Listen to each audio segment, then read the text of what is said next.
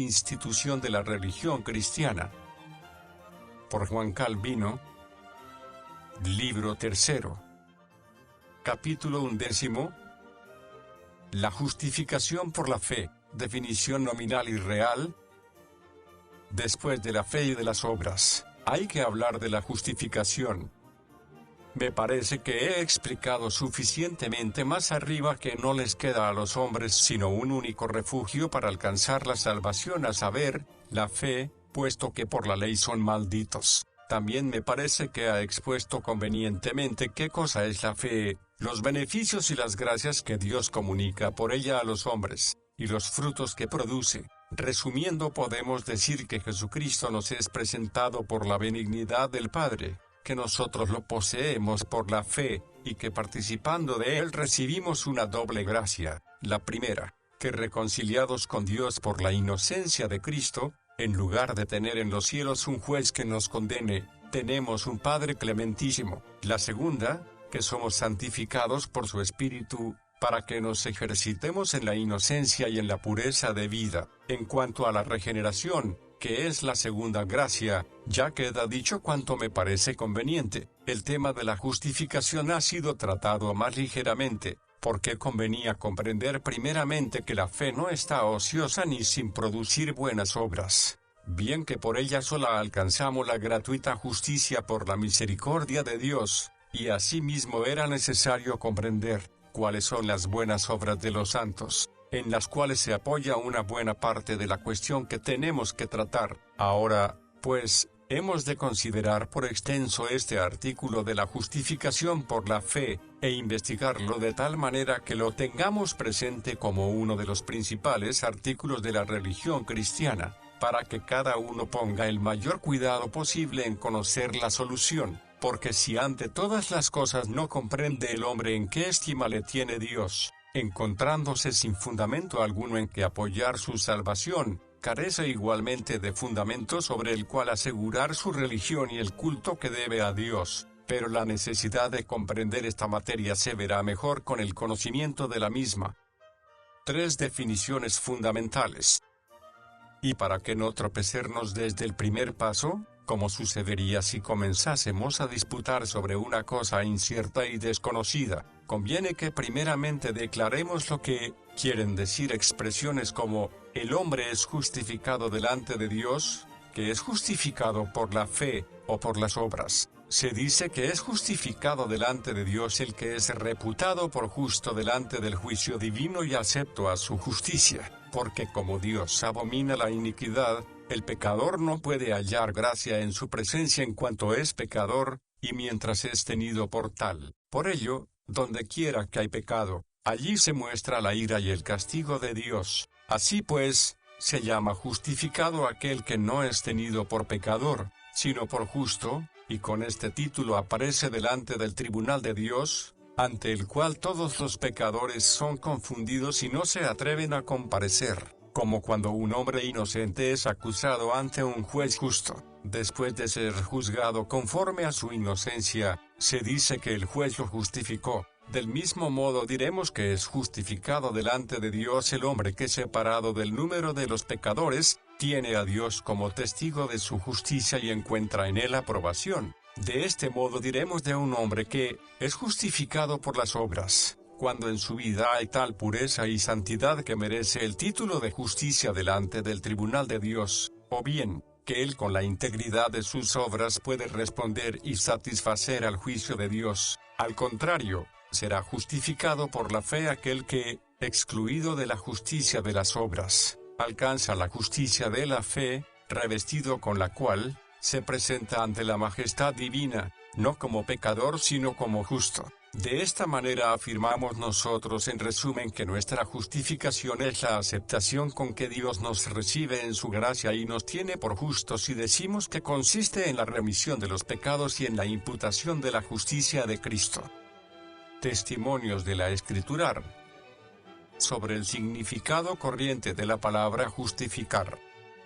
Para confirmar esto existen numerosos y claros testimonios de la Escritura, Primeramente, no se puede negar que este es el significado propio y corriente de la palabra justificar, mas como sería muy prolijo citar todos los lugares y compararlos entre sí, bastará con haberlo advertido al lector. Solamente citaré algunos en los cuales expresamente se trata de esta justificación de que hablamos. Primeramente, cuando refiere San Lucas que el pueblo, habiendo oído a Jesucristo, justificó a Dios. Y cuando Cristo afirma que la sabiduría es justificada por todos sus hijos, Lucas 7, 29, 35.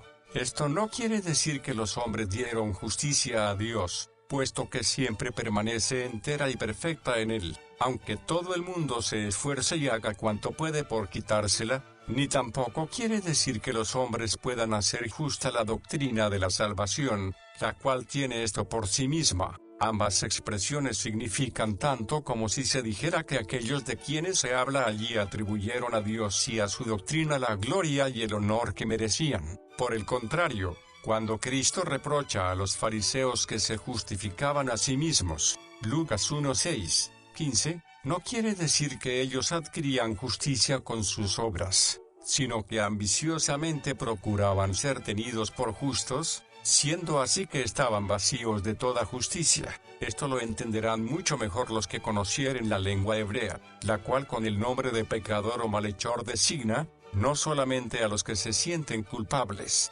sino también a los que son condenados. Así, cuando Betsabé dice que ella y su hijo Salomón serán pecadores, Primera de Reyes 1, 21, no pretende cargarse con el pecado, sino que se queja de que ella y su hijo van a ser expuestos al oprobio y contados en el número de los malhechores, si David no provee a ello, y por el contexto se ve claro que el verbo ser justificado, tanto en griego como en latín, no se puede entender sino en el sentido de ser reputado por justo, y que no denota cualidad alguna, por lo que se refiere a la materia que al presente tratamos. Cuando San Pablo afirma que la Escritura previó que Dios había de justificar por la fe a los gentiles, Gálatas 3, 8, ¿qué hemos de entender con ello? Sino que Dios les imputa la justicia por la fe. Igualmente, cuando dice que Dios justifica al impío que cree en Jesucristo, Romanos 3.26,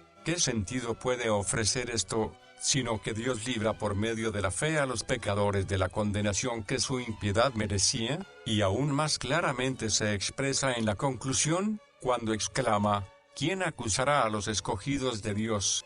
Dios es el que justifica. ¿Quién es el que condenará? Cristo es el que murió, más aún, el que también resucitó, el que también intercede por nosotros. Romanos 8, 33 al 34. Todo esto es como si dijese, ¿quién acusará a aquellos a quienes Dios absuelve? ¿Quién condenará a aquellos a quienes Cristo defiende y protege? Justificar, pues, no quiere decir otra cosa sino absolver al que estaba acusado, como si se hubiera probado su inocencia. Así pues, como quiera que Dios nos justifique por la intercesión de Cristo, no nos absuelve como si nosotros fuéramos inocentes, sino por la imputación de la justicia, de suerte que somos reputados justos en Cristo, aunque no lo somos en nosotros mismos. Así se declara en el sermón de San Pablo, por medio de él se os anuncia perdón de pecados, y que todo aquello de que por la ley de Moisés no pudisteis ser justificados, en él es justificado todo aquel que cree.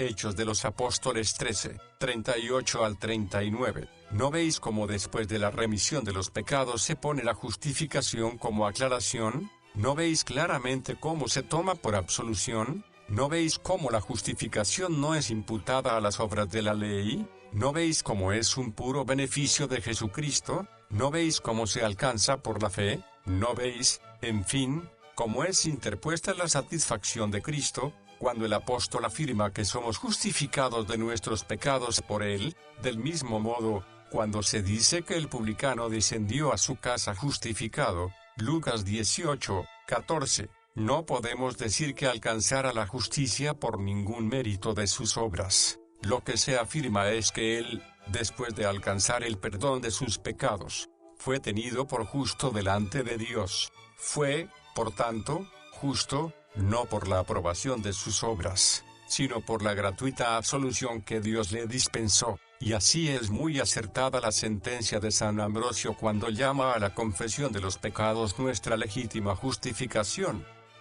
Sobre el hecho mismo de la justificación. Mas, dejando a un lado la disputa sobre el término, si consideramos directamente la realidad tal cual se nos describe, no puede haber lugar a controversia alguna. San Pablo emplea del término ser aceptas, con el cual indiscutiblemente quiere decir ser justificados, habiéndonos predestinado, dice, para ser adoptados hijos suyos por medio de Jesucristo, según el puro afecto de su voluntad, para alabanza de la gloria de su gracia, con la cual nos hizo aceptas en el amado. Efesios 1, 5-6. Con estas palabras quiere decir aquí lo mismo que en otros lugares, que Dios nos justifica gratuitamente. Romanos 3, 24. En el capítulo 4 de la epístola a los Romanos, primeramente dice que somos justos, en cuanto que Dios nos reputa como tales por su gracia, e incluye nuestra justificación en la remisión de los pecados. David, dice, habla de la bienaventuranza del hombre a quien Dios atribuye justicia sin obras, diciendo, bienaventurados aquellos cuyas iniquidades son perdonadas, y cuyos pecados son cubiertos. Romanos 4, 6-8. Ciertamente el apóstol no trata en este lugar de una parte de la justificación, sino de toda ella. Ahora bien, afirma que David la ha definido al llamar bienaventurados a aquellos que alcanzan gratuitamente la remisión de sus pecados, de donde se sigue que la justicia de que hablamos sencillamente se opone a la culpa, pero no hay texto que mejor prueba lo que vengo afirmando, que aquel en que el mismo apóstol enseña que la suma del Evangelio es, que seamos reconciliados con Dios, porque Él quiere recibimos en su gracia por Cristo, no tomándoles en cuenta a los hombres sus pecados. Segunda a Corintios 5, 19. Consideren diligentemente los lectores todo el contexto, porque luego el apóstol añade, al que no conoció pecado, por nosotros lo hizo pecado. Segunda de Corintios 5, 21, explicando así la manera de la reconciliación, y evidentemente con la palabra reconciliar, no entiende sino justificar, y no podría ser verdad y es que dice en otro lugar que por la obediencia de Cristo somos constituidos justos, Romanos 5, 19, si no fuésemos en Él, y fuera de nosotros, reputados por justos delante de Dios, pero no hay texto que mejor prueba lo que vengo afirmando, que aquel en que el mismo apóstol enseña que la suma del Evangelio es, que seamos reconciliados con Dios, porque Él quiere recibimos en su gracia por Cristo, no tomándoles en cuenta a los hombres sus pecados. Segunda de Corintios 5, 19. Consideren diligentemente los lectores todo el contexto, porque luego el apóstol añade, al que no conoció pecado, por nosotros lo hizo pecado.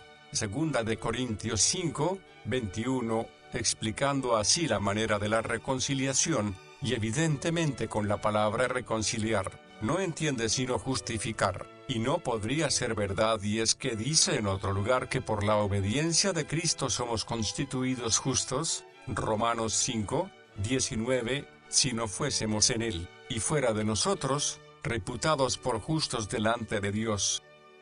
Refutación de las tesis de Osiander, sobre la justicia esencial. Mas, como quiera que Osiander ha introducido no sé qué monstruosa concepción de una justicia esencial, con la cual, aunque no quiso destruir la justicia gratuita, sin embargo la ha rodeado de tanta oscuridad que priva a las pobres almas del sentimiento verdadero de la gracia de Cristo, será necesario refutar este error, antes de pasar adelante. En primer lugar, esta especulación proviene de una mera curiosidad. Es cierto que acumula textos de la Escritura para probar que Jesucristo es una misma cosa con nosotros y nosotros con Él, lo cual, evidentemente, es superfluo probar, pero como él no reflexiona sobre el nudo de esta unión, se enreda en tales marañas que no puede salir de ellas. Mas a nosotros, que sabemos que estamos unidos a Jesucristo por el secreto poder del Espíritu Santo, nos será bien fácil librarnos de tales enredos. Este hombre de quien hablo se imaginó algo no muy diferente del error de los maniqueos, para transfundir la esencia de Dios a los hombres. De aquí surgió el otro error, que Adán fue formado a la imagen de Dios porque ya antes de que cayese estaba Cristo designado como patrón y dechado de la naturaleza humana. Mas, como pretendo ser breve, insistiré solamente en lo que se refiere al tema presente. Dice Osiander que nosotros somos una misma cosa con Cristo. También yo lo admito. Sin embargo, niego que la esencia de Cristo se mezcle con la nuestra. Afirmo además que él cita sin razón para confirmar sus especulaciones el principio de que Cristo es justicia nuestra porque es Dios eterno, fuente de justicia, y la misma justicia de Dios. Que me perdonen los lectores, si toco brevemente los puntos que reservo para tratarlos más ampliamente en otro lugar, por exigirlo así el orden de la exposición, aunque él se excuse de que no pretende con este nombre de justicia esencial oponerse a la sentencia según la cual somos reputados justos a causa de Cristo.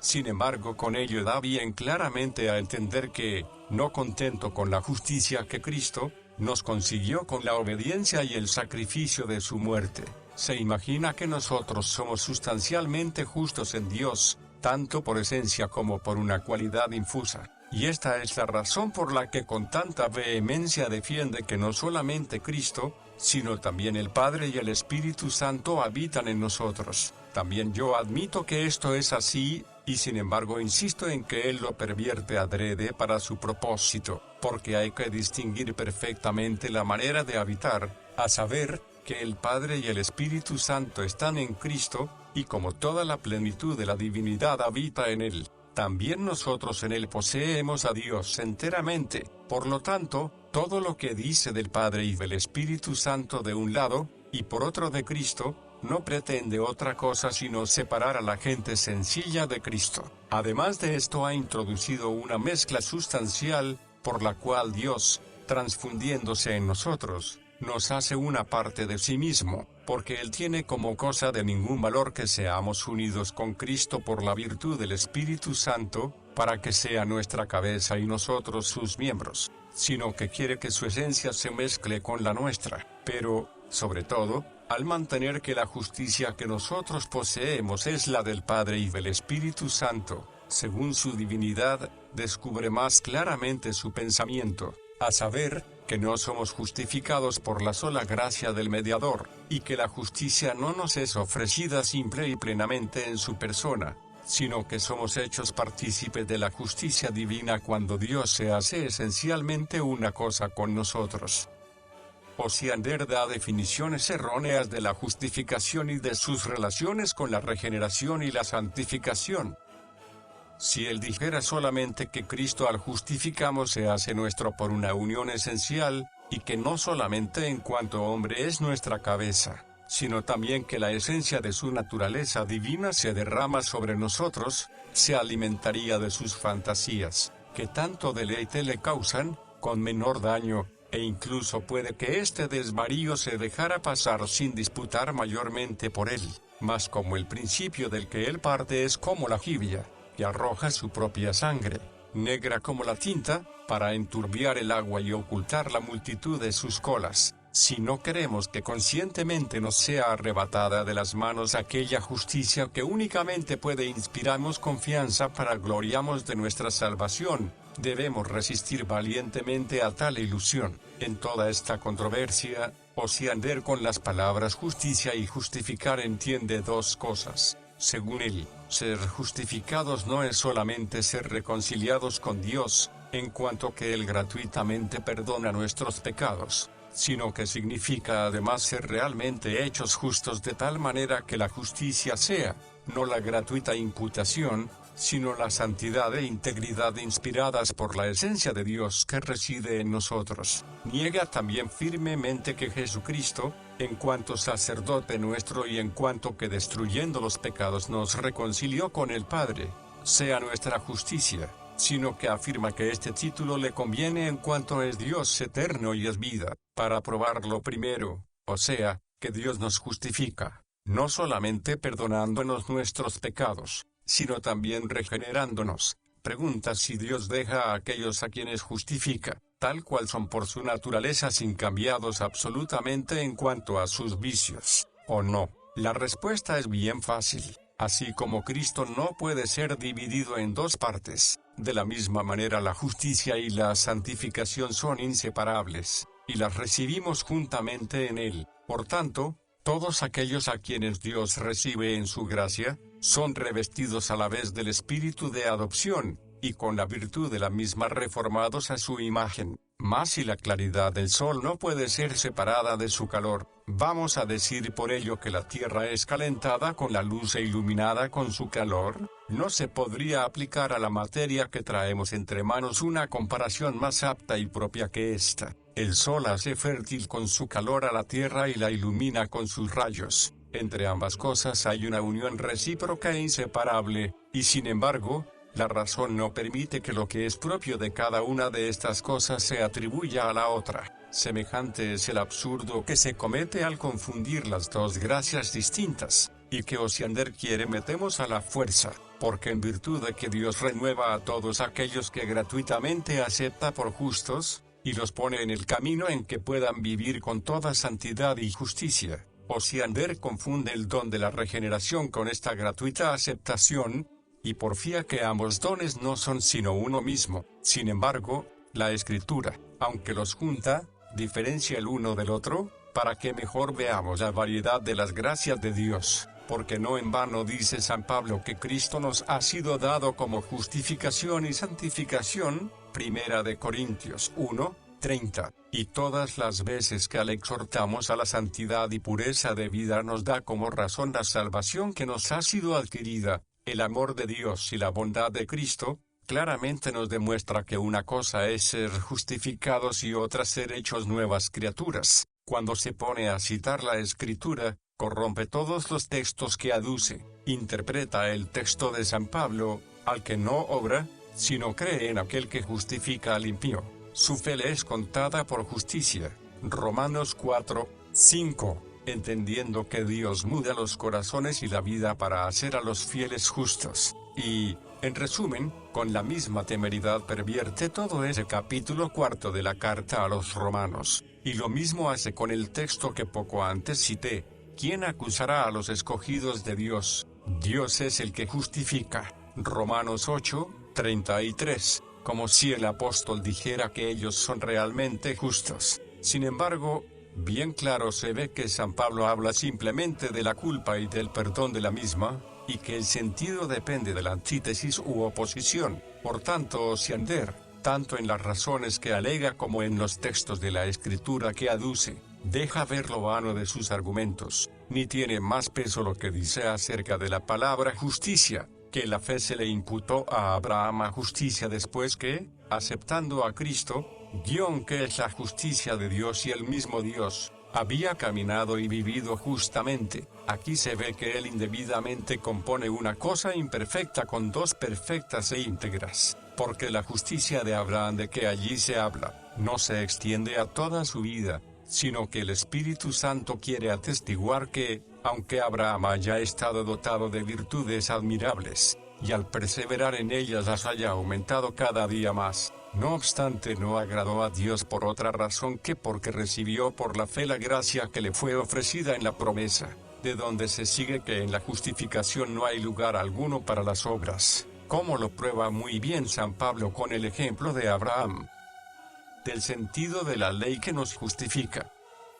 Respecto a su objeción, que la fe no tiene por sí misma fuerza alguna para poder justificar sino en cuanto acepta a Cristo, concedo que es verdad, porque si la fe justificase por sí misma, o en virtud de algún poder oculto, con lo débil e imperfecta que es, no lo podría hacer más que parcialmente, y con ello la justicia quedaría a medio hacer e imperfecta, y solo podría damos una parte de la salvación. Pero nosotros no nos imaginamos nada semejante a lo que él afirma. Antes bien, decimos que, propiamente hablando, solo Dios es quien justifica. Luego atribuimos esto mismo a Jesucristo, porque Él nos ha sido dado como justicia. Y, en fin, comparamos la fe a un vaso, porque si nosotros no vamos hambrientos y vacíos, con la boca del alma abierta deseando saciamos de Cristo, jamás seremos capaces de Él. De ahí se concluye que nosotros no quitamos a Cristo la virtud de justificar cuando enseñamos que es recibido primeramente por la fe, antes de que recibamos su justicia. Por lo demás, rechazo las intrincadas expresiones de Osiander, como cuando dice que la fe es Cristo, como si la vasija de barro fuera el tesoro, porque el oro esté encerrado en ella. Pero esto no es razón para decir que la fe, aunque por sí misma no tiene dignidad ni valor alguno, sin embargo no nos justifique haciendo que Cristo venga a nosotros, del modo como la vasija llena de monedas enriquece al que la encuentra. Por eso afirmo que Osiander mezcla insensatamente la fe, que no es más que el instrumento para alcanzar la justicia, con Cristo, que es la materia de nuestra justicia, y a la vez el autor y ministro de tan grande beneficio. Ya hemos también resuelto la dificultad de cómo hay que entender el término de fe, cuando se trata de la justificación. La persona del mediador no puede ser dividida en cuanto a los bienes que de ella proceden, ni confundida con las del Padre o del Espíritu Santo.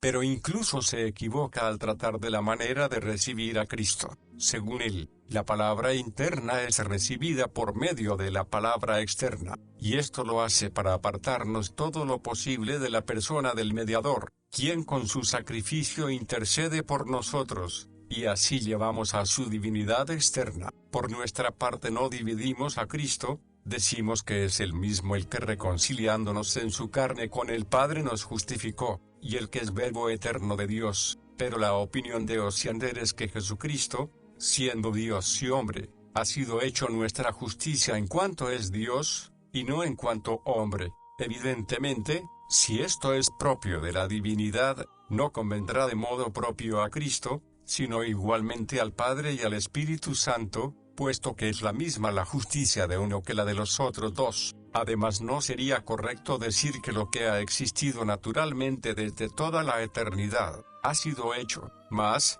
aunque concedamos que Dios ha sido hecho justicia nuestra, ¿cómo ponerlo de acuerdo con lo que dice San Pablo, que Dios ha hecho a Cristo nuestra justicia? Primera a Corintios 1:30. Todo el mundo ve, sin duda alguna, que San Pablo atribuye a la persona del mediador lo que es propio de él, pues aunque en sí mismo contiene la naturaleza divina, sin embargo aquí se le designa con el título propio que le diferencia del Padre y del Espíritu Santo. Muy neciamente procede también al pretender proclamarse victorioso con el texto de Jeremías: Jehová será nuestra justicia. Jeremías 23:6, 33:16. Ciertamente de este lugar no se puede concluir otra cosa sino que Cristo, que es nuestra justicia, es Dios manifestado en carne. Hemos citado también de un sermón de San Pablo aquel aserto: Dios se ganó la iglesia con su sangre. Hechos de los Apóstoles 20:28. Si alguno deduce de aquí que la sangre con que han sido perdonados los pecados fue divina porque Dios mismo la derramó,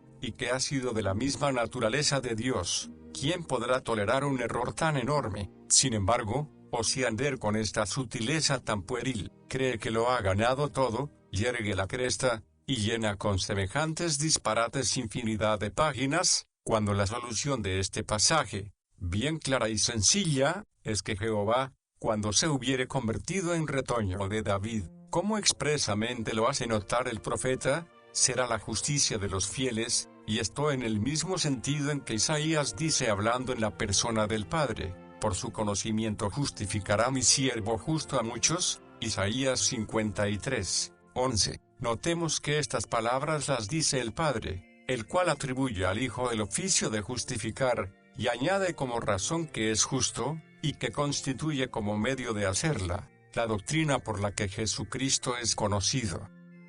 Conclusiones de los párrafos 5 a 8.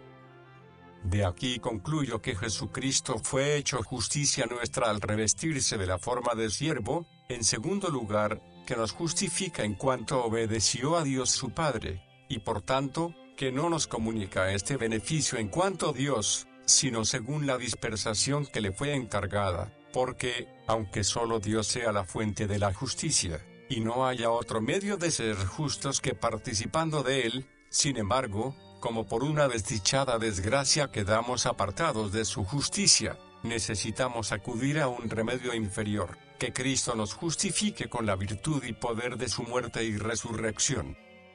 Importancia de la encarnación para nuestra justificación.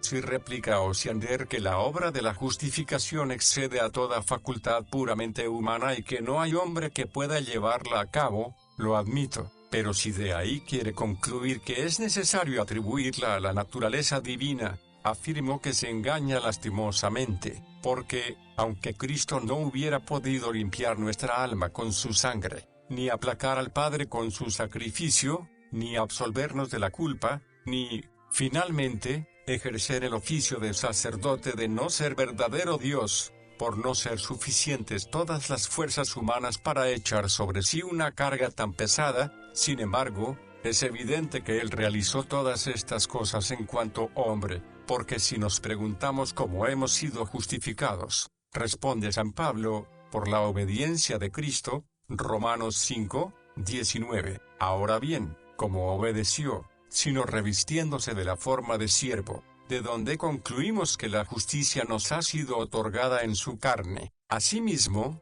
con aquellas otras palabras, al que no conoció pecado, por nosotros lo hizo pecado, para que nosotros fuésemos hechos justicia de Dios en él. Segunda de Corintios 5, 21, prueba que la fuente de la justicia se encuentra en la carne de Cristo. Por lo cual me maravilla sobremanera que Osiander no sienta vergüenza de tener continuamente en sus labios este pasaje del apóstol, cuando tan contrario es a su doctrina. Ensalza Osiander a boca llena la justicia de Dios y se gloria de su triunfo, como si hubiera demostrado irrebatiblemente que la justicia de Dios nos es esencial. Es cierto que San Pablo dice que somos hechos justicia de Dios, pero en un sentido muy diverso que él. Quiere decir el apóstol que nosotros somos justos en virtud de la expiación que Cristo llevó a cabo por nosotros. Por lo demás, los mismos párvulos saben que la justicia de Dios se toma en el sentido de la justicia que Él aprueba y admite en su juicio, como cuando San Juan opone la gloria de Dios a la de los hombres. Juan 12, 43. Sé muy bien que algunas veces la justicia es llamada de Dios, en cuanto que Él es su autor y quien nos la otorga, más que el sentido del pasaje alegado sea que nosotros, confiados en la expiación que Cristo verificó con su muerte y pasión, nos atrevemos a comparecer delante del tribunal de Dios. Lo ve claramente toda persona de claro juicio, aunque yo no lo dijere. Por lo demás no hay razón para disputar tanto por la palabra misma, si estamos de acuerdo en cuanto a la sustancia de la cosa. Y Osiander admite que somos justificados en Cristo en cuanto Él fue constituido sacrificio expiatorio por nosotros, lo cual es totalmente ajeno a su naturaleza divina, y por esta misma razón Cristo, queriendo sellar en nuestro corazón la justicia y la salvación que nos adquirió, nos da una prenda irrefutable de ello en su carne. Es verdad que se llama a sí mismo pan de vida, pero después de decir de qué modo lo es, añade que su carne es verdaderamente alimento, y su sangre verdaderamente bebida, y esta enseñanza se ve claramente en los sacramentos, los cuales, aunque orientan nuestra fe a Cristo en su plenitud como Dios y como hombre, y no a Cristo a medias o dividido, sin embargo, dan testimonio de que la materia de la justicia y la salvación reside en la carne de Cristo. No que Cristo por sí mismo y en cuanto mero hombre nos justifique ni nos vivifique, sino en cuanto que Dios quiso manifestar inequívocamente en la persona del mediador lo que permanecía oculto e incomprensible en el seno mismo de Dios. Por esta razón suelo decir que Cristo es como una fuente puesta ante nuestros ojos, para que cada uno de nosotros pueda a su placer beber de ella y apagar su sed, y que de esta forma los bienes celestiales son destilados en nuestra alma, pues, de otra manera estarían encerrados infructuosamente en aquella majestad divina, que es como un pozo profundísimo del que ninguno puede sacar agua. En este sentido no niego que Cristo nos justifique en cuanto es Dios y hombre, ni que la obra de la justificación sea común al Padre y al Espíritu Santo, ni que la justicia de la cual Dios nos hace partícipes, sea la justicia eterna del Dios eterno. Siempre, por supuesto, que Osiander se someta a las firmísimas y clarísimas razones que he alegado. Por la unión espiritual con Cristo es como participamos de su justicia. Pero, para que él con sus astucias y engaños no engañe a los ignorantes, sostengo que permanecemos privados de este incomparable don de la justicia mientras Cristo no es nuestro. Por tanto, doy la primacía a la unión que tenemos con nuestra cabeza, a la invitación de Cristo en nuestros corazones, y a la unión mística mediante la cual gozamos de Él, para que al hacerse nuestro, nos haga partícipes de los bienes de que está dotado. No, afirmo que debamos mirar a Cristo de lejos y fuera de nosotros, para que su justicia nos sea imputada, sino en cuanto somos injertados en su cuerpo, en suma, en cuanto ha tenido a bien hacernos una sola cosa consigo mismo. He aquí por qué nos gloriamos de tener derecho a participar de su justicia. De esta manera se refuta la calumnia de Osiander, cuando nos reprocha que confundimos la fe con la justicia, como si nosotros despojásemos a Cristo de lo que pertenece y es suyo,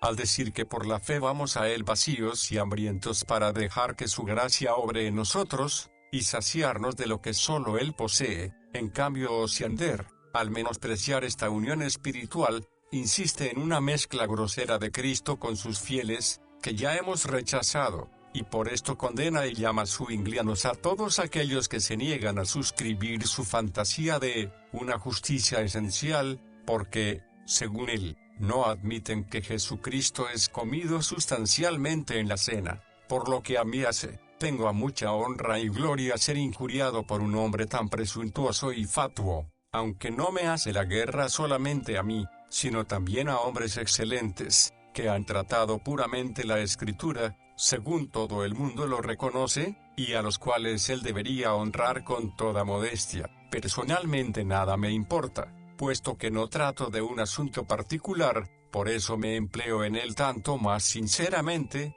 cuanto más libre y ajeno estoy de toda pasión y afecto desordenado. El que él mantenga y defienda de una manera tan insistente la justicia esencial y la esencial inhabitación de Cristo en nosotros, tiende primeramente a defender que Dios se transfunde a nosotros en una especie de mezcla, al modo como se incorporan a nosotros los alimentos que tomamos. He ahí la manera como él se imagina que comemos a Cristo en la cena. Secundariamente pretende que Dios nos inspira su justicia, mediante la cual realmente y de hecho somos hechos justos con Él, porque, según su opinión, esta justicia es el mismo Dios, como la bondad, santidad, integridad y perfección de Dios. No emplearé mucho tiempo en contestar a los testimonios de la Escritura que él cita, y que retuerce y trae por los cabellos para hacerles decir lo que él quiere. Todos ellos deben entenderse de la vida celestial, pero él los entiende de la vida presente.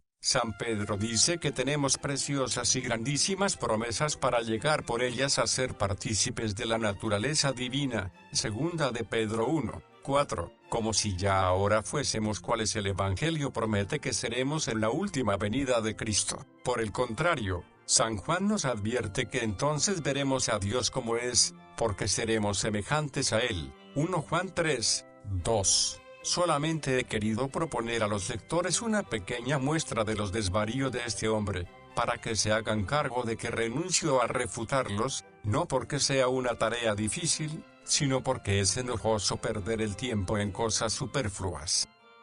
Refutación de la doctrina de la doble justicia, adelantada por Osiander.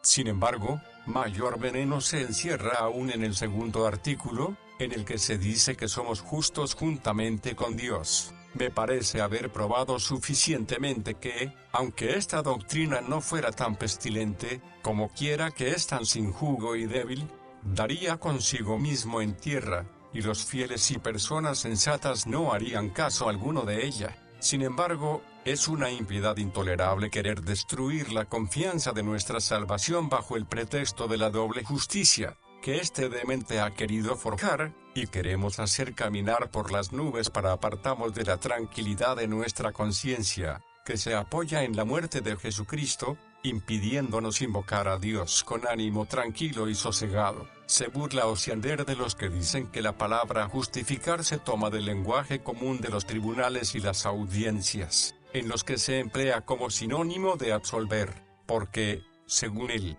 debemos ser realmente justificados, y no hay cosa que más detestable le resulte, que afirmar que somos justificados por una gratuita imputación. Mas, si Dios no nos justifica absolviéndonos y perdonándonos, ¿qué es lo que quiere decir San Pablo al afirmar que Dios estaba en Cristo reconciliando consigo al mundo, no tomándoles en cuenta a los hombres sus pecados? Porque al que no conoció pecado, por nosotros le hizo pecado, para que nosotros fuésemos hechos justicia de Dios en él. Segunda a Corintios 5, 19 al 21. Primeramente tengo por indiscutible que son tenidos por justos aquellos que son reconciliados con Dios. La manera de verificarse esto se expone diciendo que Dios justifica perdonando, como en otro pasaje.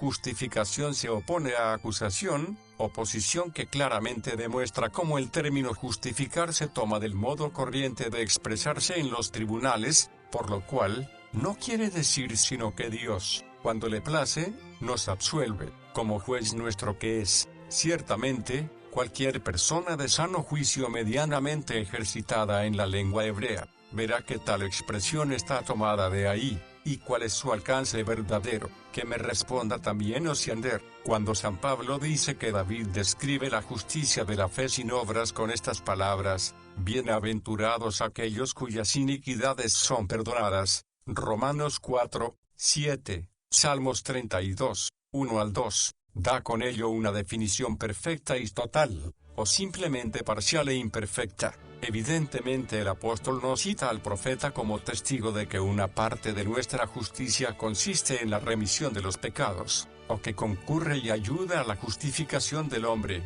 Más bien incluye toda nuestra justicia en la gratuita remisión de nuestros pecados, por la cual Dios nos acepta, declarando que es bienaventurado el hombre a quien Dios perdona sus iniquidades, y al cual no le imputa sus transgresiones. Estima que la felicidad de este hombre no está en que sea realmente justo, sino en que Dios lo admita y reciba como tal. Replica Osiander que no sería propio de Dios, y se opondría a su naturaleza, que justifique a quienes en realidad siguen siendo impíos. Pero debemos recordar, según se ha dicho ya, que la gracia de justificar es inseparable de la regeneración, aunque sean realmente dos cosas distintas. Pero, como está bien claro por la experiencia, que siempre quedan en los justos reliquias del pecado, es necesario que sean justificados de manera muy distinta de aquella por la que son reformados en novedad de vida. Lo segundo lo comienza Dios en sus elegidos, y avanza poco a poco en la prosecución de su obra, no terminando de perfeccionarlos hasta el día de la muerte, de tal manera, que siempre, ante el tribunal de Dios, merecen ser sentenciados a muerte, y no los justifica parcialmente, sino de tal forma que puedan aparecer en el cielo, por estar revestidos de la pureza de Cristo, porque una parte de justicia no apaciguaría la conciencia,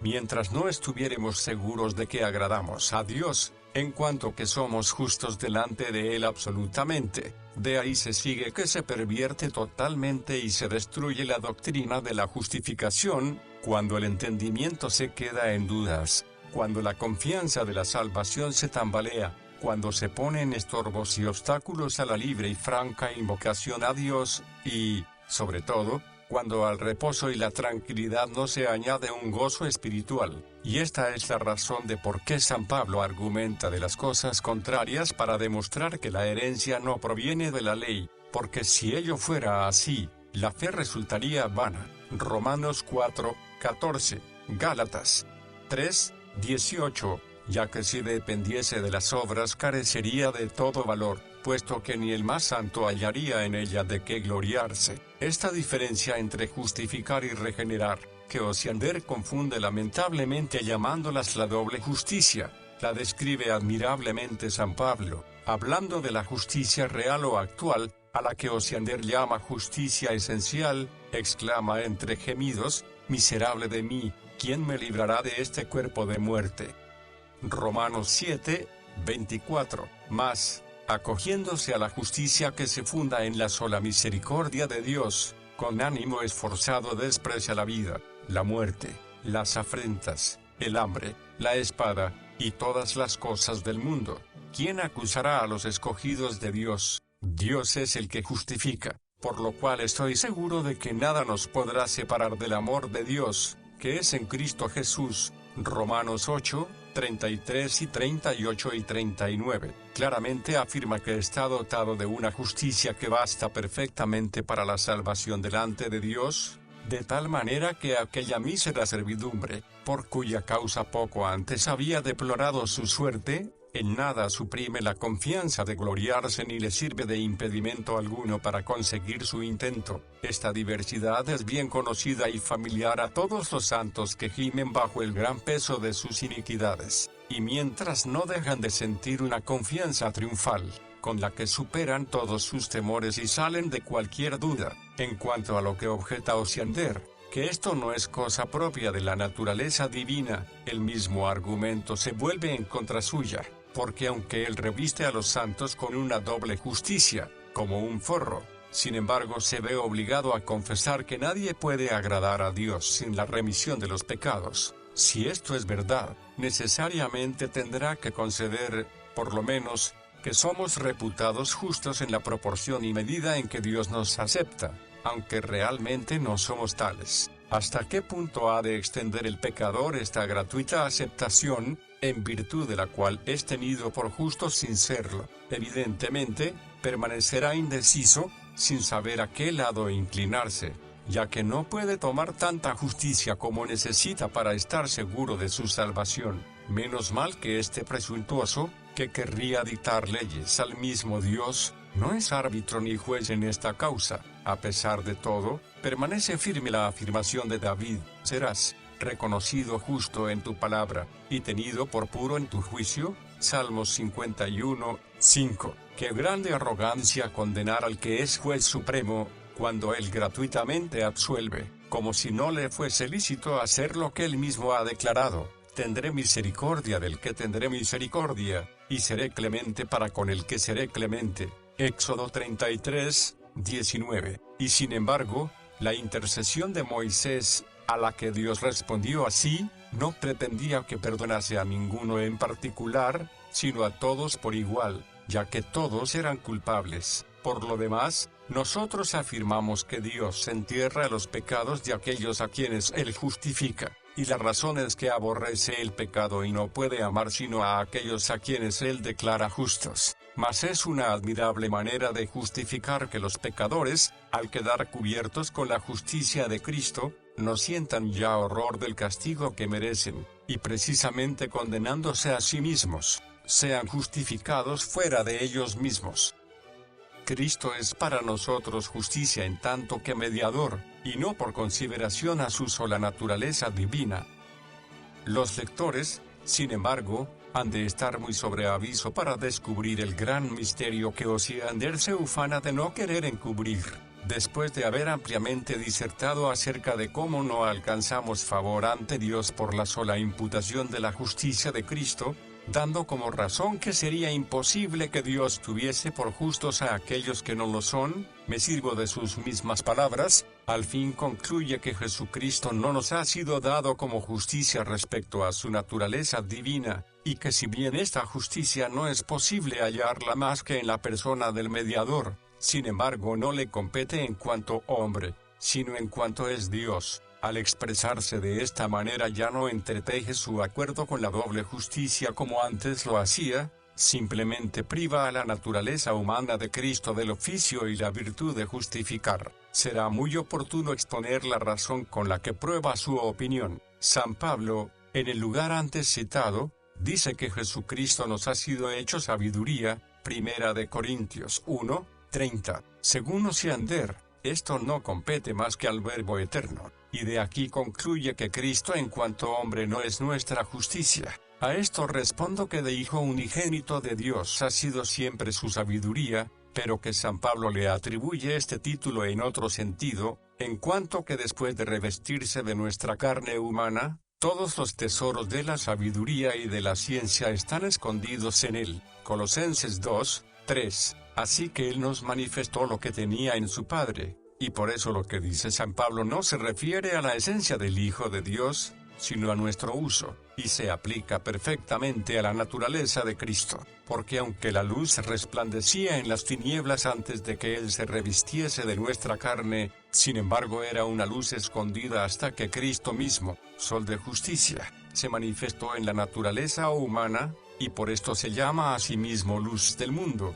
Juan 8:12. Tampoco es muy juiciosa su objeción de que la virtud de justificar excede con mucho la facultad de los ángeles y de los hombres, puesto que nosotros no disentimos acerca de la dignidad de ninguna criatura, simplemente afirmamos que esto depende del decreto y ordenación de Dios. Si los ángeles quisieran satisfacer por nosotros a Dios, no conseguirían nada. La razón es que no han sido destinados a esto. Este oficio es propio y peculiar de Cristo, quien se sometió a la ley para librarnos de la maldición de la ley. Gálatas 3:13. Injustamente también calumnia a los que niegan que Cristo según su naturaleza divina sea nuestra justicia. Afirma que no dejan en Cristo más que una parte, y lo que es peor les acusa de que hacen dos dioses, porque aunque confiesan que Dios habita en nosotros, sin embargo niegan que seamos justos por la justicia de Dios, porque yo le respondo,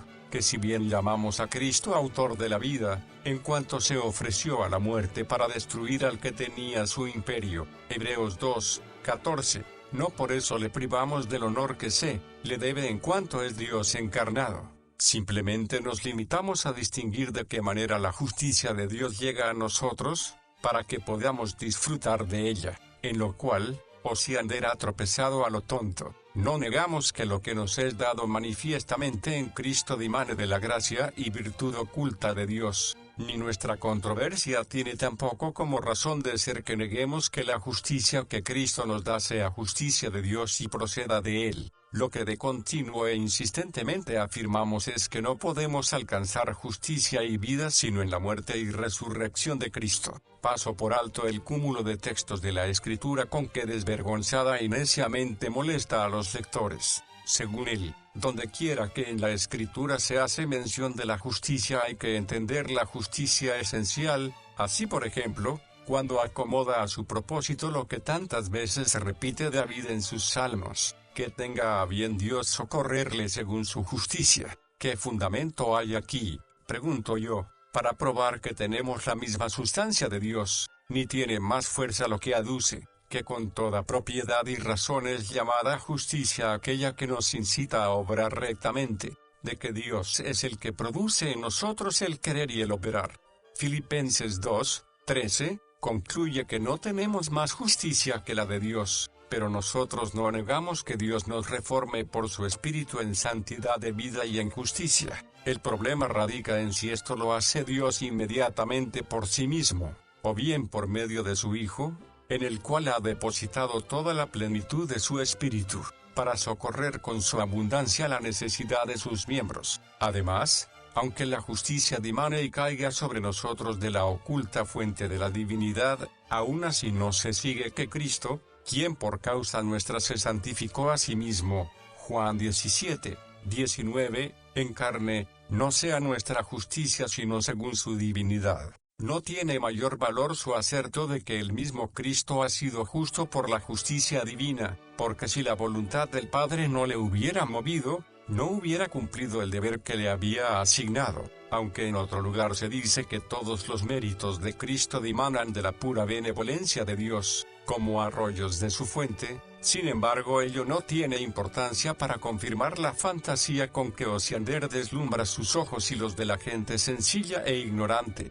porque, ¿quién será tan insensato que concluya con él que porque Dios es la fuente y el principio de nuestra justicia, por eso somos nosotros esencialmente justos, y que la esencia de la justicia de Dios habita en nosotros? Isaías dice que Dios, cuando redimió a su iglesia, se vistió con su justicia, como quien se pone la coraza. Quiso con esto despojar a Cristo de sus armas, que le había asignado para que fuese un redentor perfecto y completo, mas el profeta simplemente quiso afirmar que Dios no tomó nada prestado por lo que se refiere al asunto de nuestra redención, y que no recibió ayuda de ningún otro. Isaías 59:16 al 17. Esto lo expuso brevemente San Pablo con otras palabras: diciendo que Dios nos ha dado la salvación para manifestación de su justicia. Romanos 3, 24 al 25. Sin embargo, esto no se opone a lo que enseña en otro sitio,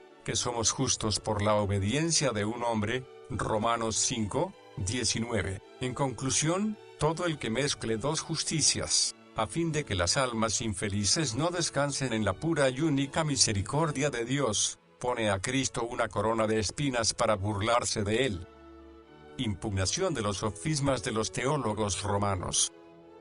La justicia de la fe excluye la de las obras.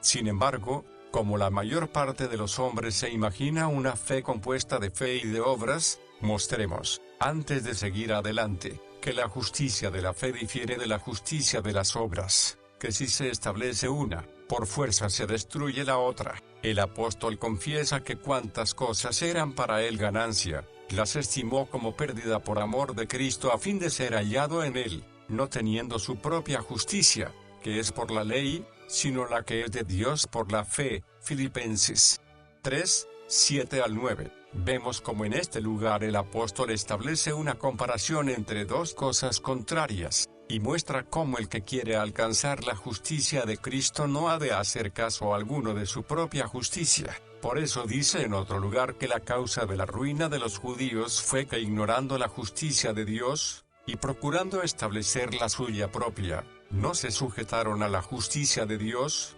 Romanos 10, 3. Si estableciendo nuestra propia justicia, arrojamos de nosotros la justicia de Dios, evidentemente para alcanzar la segunda debemos destruir por completo la primera. Lo mismo prueba el apóstol cuando dice que el motivo de nuestra vanagloria queda excluido, no por la ley, sino por la fe. Romanos 3, 27, de donde se sigue que, mientras quede en nosotros una sola gota de la justicia de las obras, tenemos motivo de gloriarnos. Mas, si la fe excluye todo motivo de gloria, la justicia de las obras no puede en manera alguna estar acompañada de la justicia de la fe. Demuestra esto San Pablo con tal evidencia mediante el ejemplo de Abraham, que no deja lugar a dudas. Si Abraham, dice, fue justificado por las obras, tiene de qué gloriarse, mas luego añade, pero no para con Dios. Romanos 4, 2. La conclusión es que no es justificado por las obras. Después se sirve de otro argumento, para probar esto mismo. Es como sigue: cuando se da el salario por las obras, esto no se hace por gracia o merced, sino por deuda. Ahora bien, a la fe se le da la justicia por gracia o merced, luego, no por los méritos de las obras. Es, pues, una loca fantasía la de quienes creen que la justicia consta de fe y de obras. Incluso las obras hechas por la virtud del Espíritu Santo no son tenidas en cuenta para nuestra justificación. Los sofistas, a quienes poco les importa corromper la Escritura, y, según se dice, se bañan en agua de rosas cuando creen encontrarle algún fallo, piensan haber encontrado una salida muy sutil. Pretenden que las obras de que habla San Pablo son las que realizan los no regenerados, que presumen de su libre albedrío, y que esto no tiene nada que ver con las buenas obras de los fieles, que son hechas por la virtud del Espíritu Santo. De esta manera, según ellos, el hombre es justificado tanto por la fe como por las obras, con tal que no sean obras suyas propias, sino dones de Cristo y fruto de la regeneración, según ellos. San Pablo dijo todo esto simplemente para convencer a los judíos, excesivamente necios y arrogantes al pensar que adquirían la justicia por su propia virtud y fuerza, siendo así que solo el Espíritu de Cristo nos la da, y no los esfuerzos que brotan del movimiento espontáneo de la naturaleza.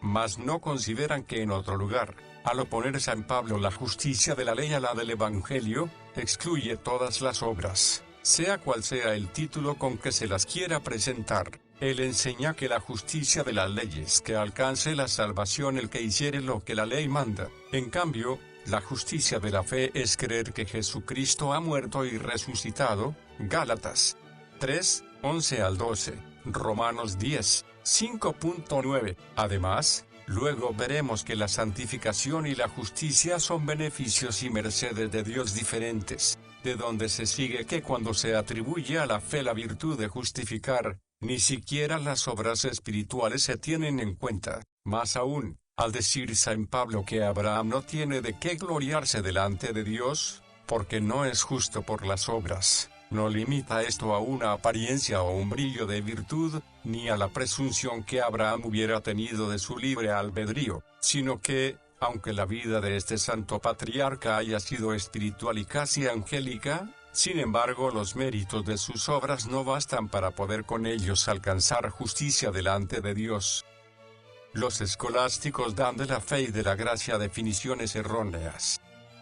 Los teólogos de la Sorbona son algo más vulgares en la mezcla de sus preparados. Sin embargo, consiguen engañar a la gente sencilla e ignorante con un género de doctrina no menos dañina, sepultando sobre pretexto del Espíritu y de la gracia la misericordia de Dios, única que puede aquietar las pobres conciencias atemorizadas. Mas nosotros afirmamos con San Pablo, que quienes cumplen la ley son justificados delante de Dios, pero como todos estamos muy lejos de poder cumplir la ley, de aquí concluimos que las obras, que deberían valer para alcanzar la justicia, no nos sirven de nada, porque estamos privados de ellas. En lo que respecta a los de la Sorbona, se engañan doblemente en llamar fe a una certidumbre de conciencia con la que esperan de Dios la remuneración por sus méritos, y en que con el nombre de gracia de Dios no entienden la gratuita imputación de justicia, sino el Espíritu que ayuda a que vivamos bien y santamente. Leen en el apóstol que es necesario que el que se acerca a Dios crea que le hay,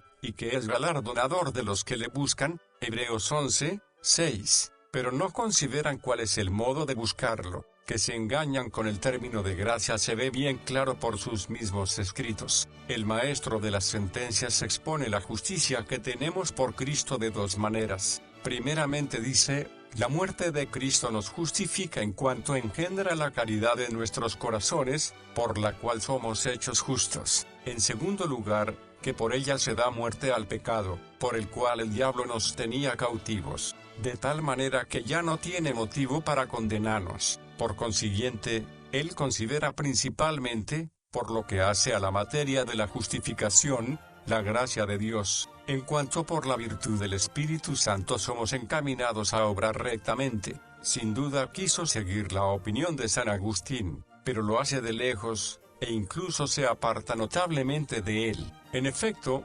oscurece lo que San Agustín había expuesto claramente, y lo que no estaba del todo mal, lo corrompe por completo. Las escuelas borbónicas fueron siempre de mal en peor, hasta caer en cierto modo en el error de Pelagio. Por lo demás, tampoco hemos de admitir sin más la opinión de San Agustín, o por lo menos no se puede admitir su manera de hablar, pues, aunque con toda razón despoja al hombre de todo título de justicia, atribuyéndolo completamente a la gracia de Dios, sin embargo refiere la gracia, mediante la cual somos regenerados por el Espíritu a una nueva vida, a la santificación. Enseñanza de la Escritura sobre la justicia, de la fe.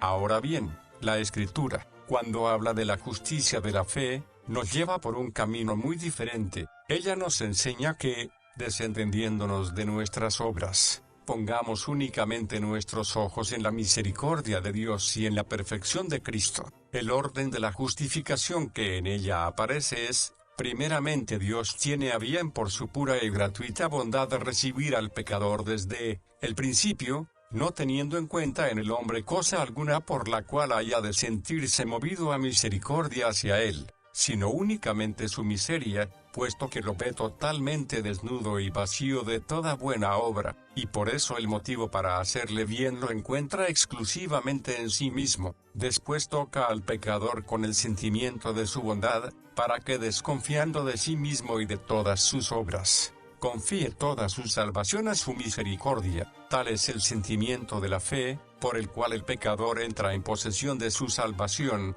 al reconocerse por la doctrina del Evangelio reconciliado con Dios, en cuanto por mediación e intercesión de Jesucristo, después de alcanzar el perdón de sus pecados, es justificado, y aunque es regenerado por el Espíritu de Dios, sin embargo no pone su confianza en las buenas obras que hace, sino que está plenamente seguro de que su perpetua justicia consiste en la sola justicia de Cristo. Cuando hayamos considerado una por una todas estas cosas, permitirán ver con toda claridad la explicación que hemos dado, aunque será mejor exponerlas en un orden diferente del que hemos presentado. Sin embargo, esto poco importa con tal que se haga de tal manera, que la materia quede bien explicada y perfectamente comprendida. 2 testimonios del apóstol San Pablo. Hay que recordar aquí la correspondencia, que ya hemos señalado, entre la fe y el Evangelio, porque la causa por la cual se dice que la fe justifica, es que ella recibe y abraza la justicia que le es ofrecida en el Evangelio. Ahora bien, si la justicia se nos ofrece en el Evangelio, con ello queda excluida toda consideración de las obras. Es lo que San Pablo enseña clarísimamente en diversos lugares, pero principalmente en 2 pasajes. Romanos 10, 5 y 9 al 10.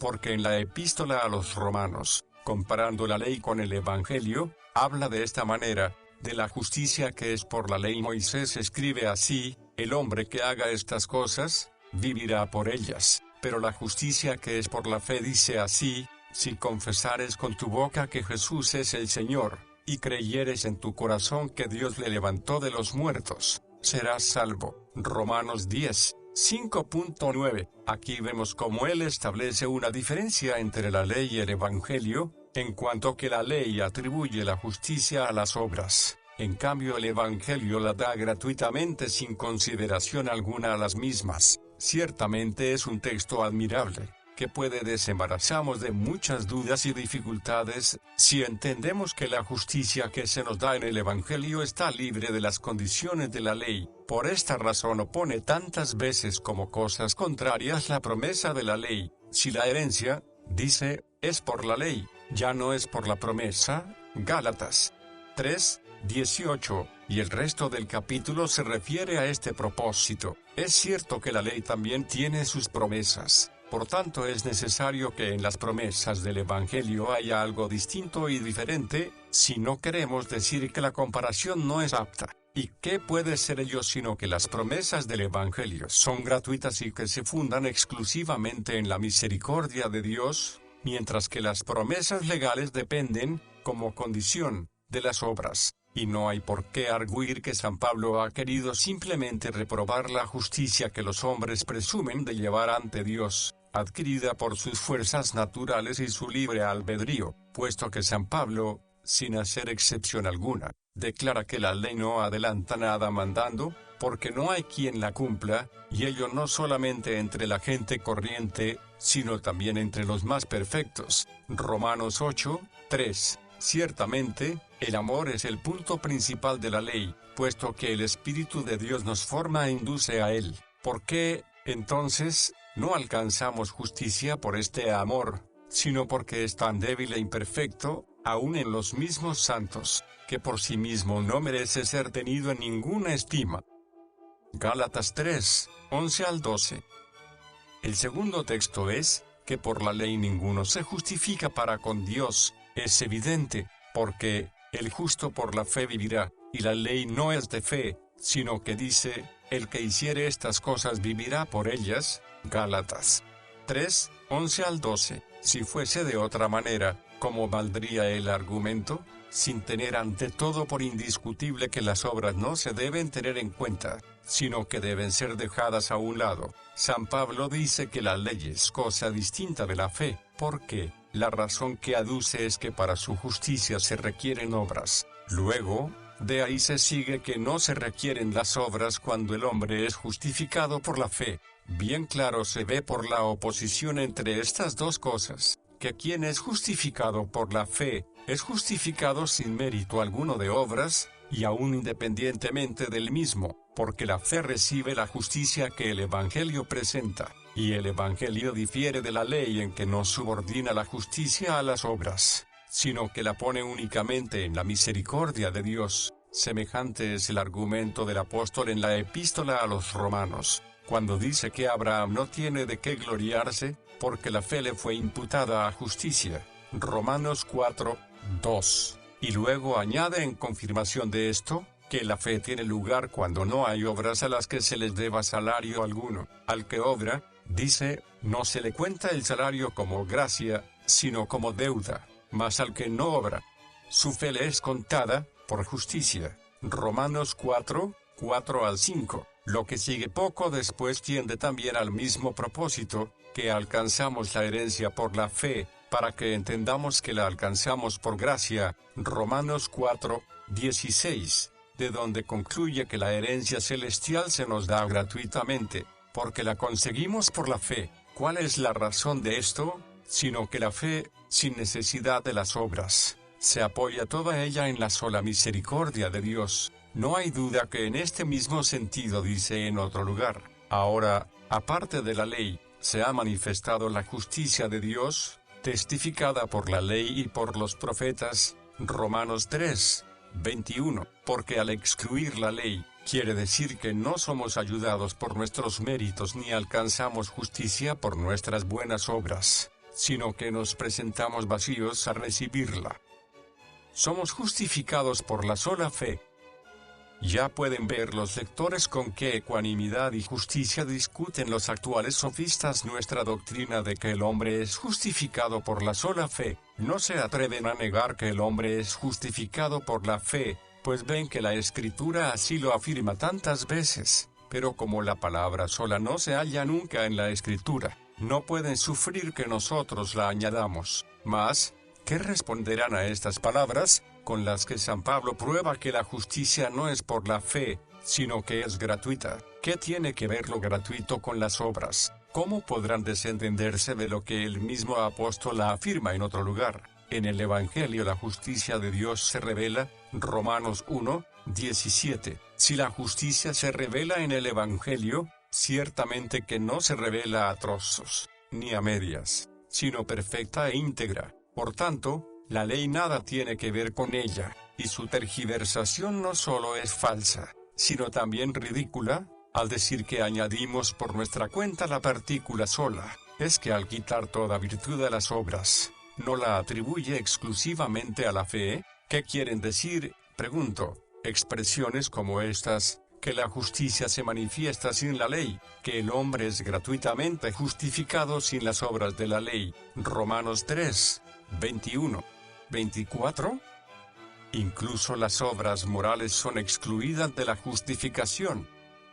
Recurren a un sutil subterfugio, que no han sido los primeros en inventar, pues lo recibieron de Orígenes y de otros antiguos escritores, aunque es bien fútil. Dicen que las obras ceremoniales son excluidas, pero no las obras morales. Salen tan adelantados con tanta disputa en sus escuelas, que ni siquiera entienden los primeros rudimentos de la dialéctica. Piensan ellos que el apóstol delira y no sabe lo que dice, al citar en confirmación de lo que ha expuesto estos textos de la Escritura, el que hiciere estas cosas vivirá por ellas, y, maldito todo aquel que no permaneciere en todas las cosas escritas en el libro de la ley para hacerlas. Gálatas 3, 12, 10, Deuteronomio 27, 26. Si no están del todo fuera de sí, no podrán decir que se promete la vida a aquellos que guardan las ceremonias, y que solamente son malditos los que no las guardan. Si estos lugares hay que entenderlos de la ley moral, no hay duda de que las obras morales quedan excluidas del poder de justificar. Al mismo fin tienden las razones que aduce,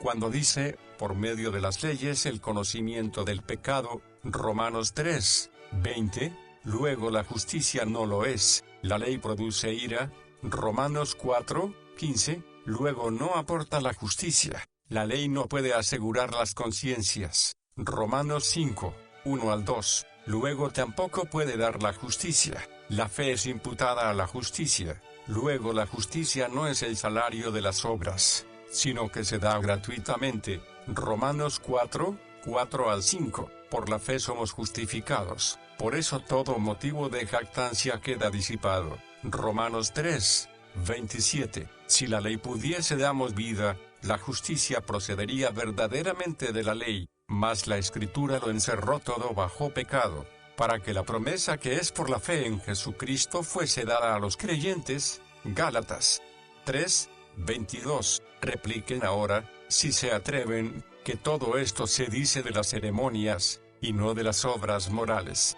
los mismos niños se burlarían de su desvergüenza. Tengamos, pues, como incontrovertible que cuando se priva a la ley de la virtud de poder justificar, ello debe entenderse de la ley en su totalidad. El valor de nuestras obras no se funda más que en la apreciación de Dios. Y si alguno se extraña de que el apóstol haya querido añadir las obras de la ley, no contentándose con decir simplemente obras, la respuesta es bien clara, porque para que no se haga tanto caso de las obras, éstas reciben su valor más bien de la apreciación de Dios, que de su propia dignidad, porque, ¿quién se atreverá a gloriarse ante Dios de la justicia de sus obras, si no le fuere acepta? ¿Quién se atreverá a pedirle salario alguno por ellas, de no haberlo él prometido? Por tanto, de la liberalidad de Dios depende que las obras sean dignas de tener el título de justicia y que merezcan ser galardonadas. Realmente todo el valor de las obras se funda en que el hombre se esfuerce con ellas en obedecer a Dios. Por esta causa el apóstol, queriendo probar en otro lugar que Abraham no pudo ser justificado por las obras, alega que la ley fue promulgada casi 430 años después de tener lugar el pacto de gracia hecho con él. Gálatas 3:17. Los ignorantes se burlarán de este argumento, pensando que antes de la promulgación de la ley podía haber obras buenas, mas él sabía muy bien que las obras no tienen más dignidad ni valor que el ser aceptas a Dios. Por eso supone como cosa evidente, que no podían justificar antes de que fuesen hechas las promesas de la ley. Vemos, pues, por qué el apóstol expresamente nombra las obras de la ley, queriendo quitar a las obras la facultad de justificar, a saber, porque sólo acerca de ellas podía existir controversia, aunque incluso a veces excluye simplemente y sin excepción alguna toda clase de obras, como al citar el testimonio de David, quien atribuye la bienaventuranza al hombre al cual Dios imputa la justicia sin obras. Romanos 4:5. No pueden, pues, lograr con todas sus sutilezas, que no aceptemos la palabra exclusiva en toda su amplitud. Nuestra justificación no se apoya en nuestra caridad. En vano arguyen también muy sutilmente, que somos justificados por la sola fe que obra por la caridad, queriendo dar con ello a entender que la justicia se apoya en la caridad. Desde luego admitimos con San Pablo que no hay otra fe que justifique sino la que obra por el amor. Gálatas 5:6. Pero no adquiere la virtud de justificar de esa eficacia de la caridad. La única razón de que justifique es que nos pone en comunicación con la justicia de Cristo. De otra manera de nada valdría el argumento de San Pablo, en el que insiste tan a propósito, diciendo, al que obra, no se le cuenta el salario por gracia, sino como deuda, mas al que no obra, sino cree en aquel que justifica al impío, su fe le es contada por justicia. Romanos 4:4. ¿Podría por ventura hablar más claro que lo hace? No hay justicia alguna de fe, sino cuando no hay obras de ninguna clase a las que se deba galardón. La fe es imputada a justicia, precisamente cuando la justicia se da por gracia o merced, que de ningún modo se debe. La justicia de la fe es una reconciliación con Dios, que consiste en la remisión de los pecados. Examinemos ahora cuánta es la verdad de lo que hemos dicho en la definición expuesta, que la justicia de fe es una reconciliación con Dios, la cual consiste en la sola remisión de los pecados. Debemos recurrir siempre al principio de que la ira de Dios está preparada para caer sobre todos aquellos que perseveran en el pecado. Esto lo expuso admirablemente Isaías con estas palabras: He aquí que no se ha acortado la mano de Jehová para salvar, ni se ha agravado su oído para oír, pero vuestras iniquidades han hecho división entre vosotros y vuestro Dios, y vuestros pecados han hecho ocultar de vosotros su rostro para no oír. Isaías 59, 1-2. Vemos que el pecado es una división entre el hombre y Dios, y que es el que aparta el rostro de Dios del pecador, y no puede ser de otra manera, porque muy lejos está de su justicia la familiaridad y el trato con el pecado. Y así dice el apóstol que el hombre es enemigo de Dios hasta que es restituido por Cristo en su gracia. Romanos 5:8. Por tanto, al que el Señor recibe en su amistad, a éste se dice que lo justifica, porque no puede recibirlo en su gracia, ni unirlo así, sin que de pecador lo haga justo. Añadimos que esto se hace por la remisión de los pecados, porque si quienes el Señor ha reconciliado consigo son estimados por sus obras, se verá que todavía siguen siendo pecadores, y sin embargo tienen que estar totalmente puros y libres de pecado. Se ve, pues, claramente que quienes Dios recibe en su gracia, son hechos justos únicamente porque son purificados, en cuanto sus manchas son borradas al perdonarles Dios sus pecados, de suerte que esta justicia se puede llamar, en una palabra, remisión de pecados. Testimonios de la Escritura y de los padres.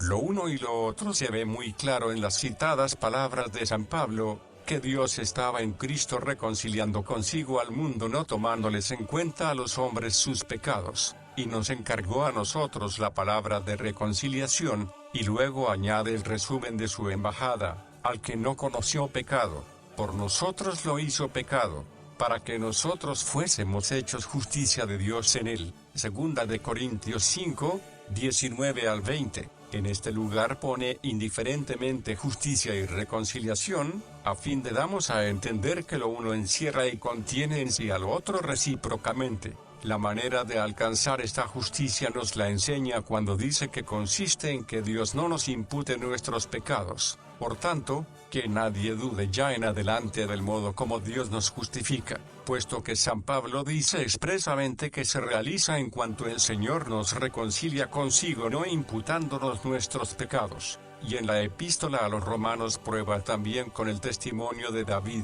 que al hombre le es imputada la justicia sin las obras, al proponer el profeta como justo al hombre al cual le son perdonadas sus iniquidades y sus pecados cubiertos, y al cual Dios no le imputa sus delitos. Romanos 4, 6. Evidentemente David emplea en este lugar el término bienaventuranza, como equivalente al de justicia. Ahora bien, al afirmar que consiste en la remisión de los pecados, no hay razón para que nosotros intentemos definirla de otra manera. Y Zacarías, padre del Bautista, pone el conocimiento de la salvación en la remisión de los pecados. Lucas 1, 77. De acuerdo con esta norma, concluye San Pablo su predicación en Antioquía, en que resume la salvación de esta manera: por medio de él, Jesucristo, se os anuncia perdón de pecados, y de todo aquello que por la ley de Moisés no pudisteis ser justificados, en él es justificado todo aquel que cree. Hechos de los Apóstoles 13, 38 al 39.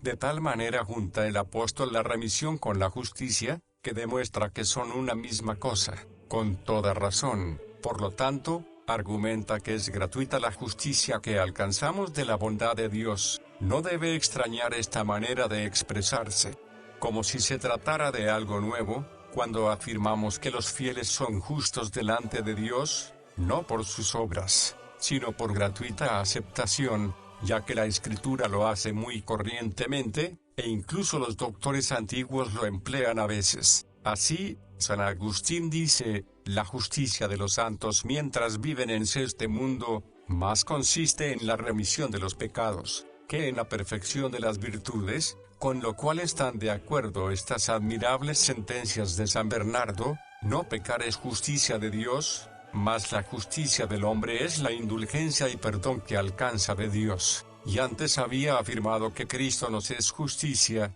al perdonamos, y por esta causa solo son justos aquellos que son recibidos por pura benevolencia. No somos justificados delante de Dios más que por la justicia de Cristo.